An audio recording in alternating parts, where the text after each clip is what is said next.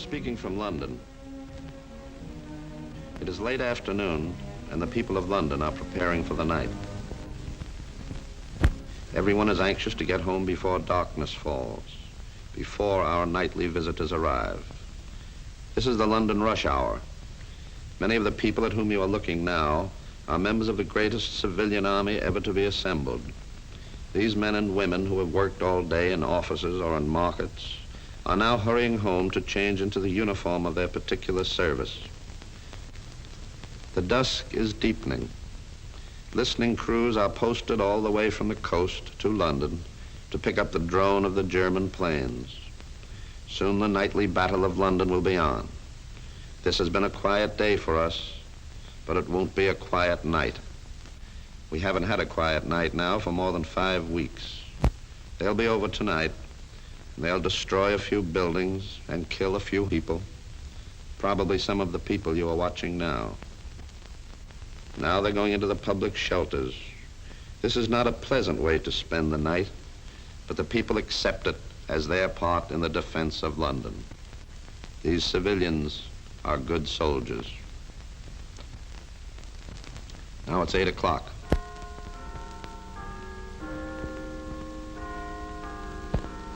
Jerry is a little bit late tonight. The searchlights are in position. The guns are ready. The People's Army of Volunteers is ready. They are the ones who are really fighting this war. The firemen, the air raid wardens, the ambulance drivers. And there's the wail of the banshee.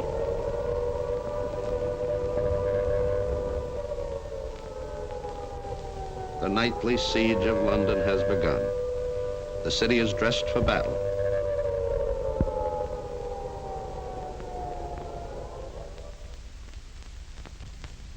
Here they come.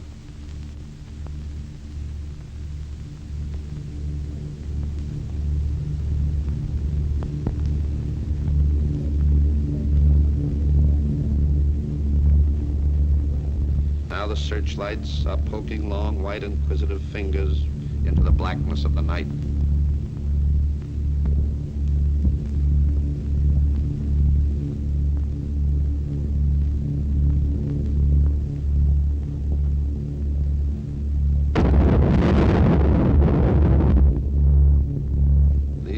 Hollywood sound effects. This is the music they play every night in London, the symphony of war.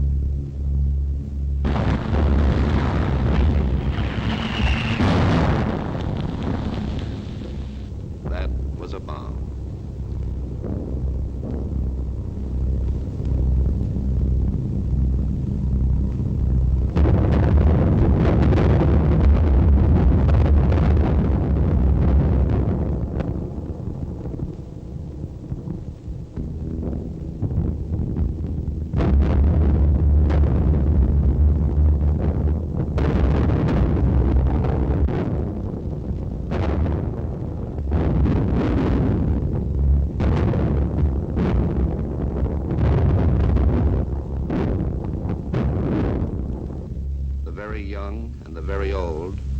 Deep wisdom given only to the very young and the very old sleep in the shelters. Do you see any signs of fear on these faces? Now the army of the people swings into action. The bombs have started fires. When a bomber starts a fire, he immediately returns, uses it as a target, and drops more bombs, hoping to spread the fire. Yet the People's Army ignores the bombs and the spent shrapnel which rains down constantly. Brokers, clerks, peddlers, merchants by day, they are heroes by night. The night is long, but sooner or later the dawn will come. The German bombers are creatures of the night. They melt away before the dawn and scurry back to the safety of their own aerodromes. And there's the wail of the banshee again.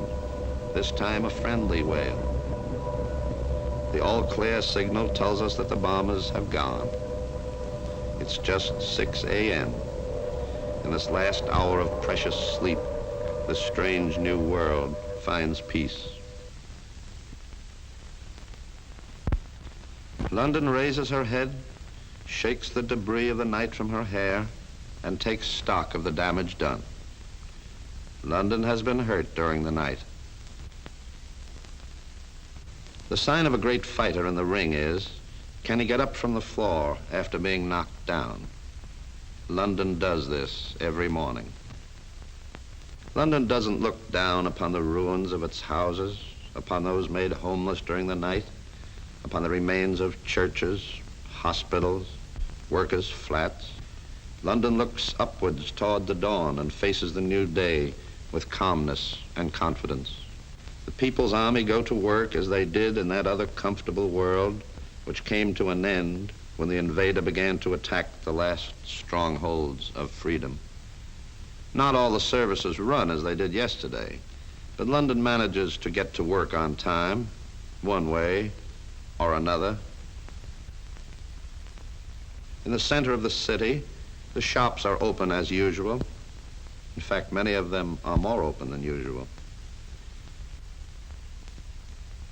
Dr. Paul Joseph Gibbles said recently that the nightly air raids have had a terrific effect upon the morale of the people of London.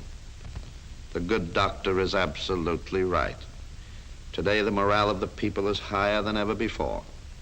They are fused together, not by fear, but by a surging spirit of courage the like of which the world has never known. They know that thousands of them will die, but they would rather stand up and face death than kneel down and face the kind of existence the conqueror would impose upon them. And they know, too, and are comforted by the thought that England is not taking its beating lying down. They are guarding the frontiers of freedom. It is hard to see 5 centuries of labor destroyed in 5 seconds.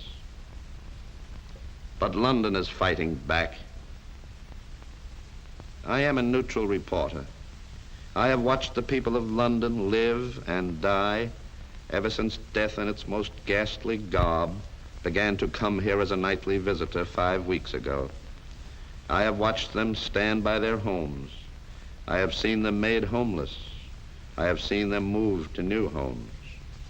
And I can assure you, there is no panic, no fear, no despair in London town. There is nothing but determination, confidence, and high courage among the people of Churchill's Island. And they know that every night the RAF bombers fly deep into the heart of Germany, bombing munition works, airplane factories, canals, cutting the arteries which keep the heart of Germany alive. It is true that the Nazis will be over again tomorrow night, and the night after that, and every night. They will drop thousands of bombs, and they'll destroy hundreds of buildings, and they'll kill thousands of people. But a bomb has its limitations. It can only destroy buildings and kill people. It cannot kill the unconquerable spirit and courage of the people of London. London can take it.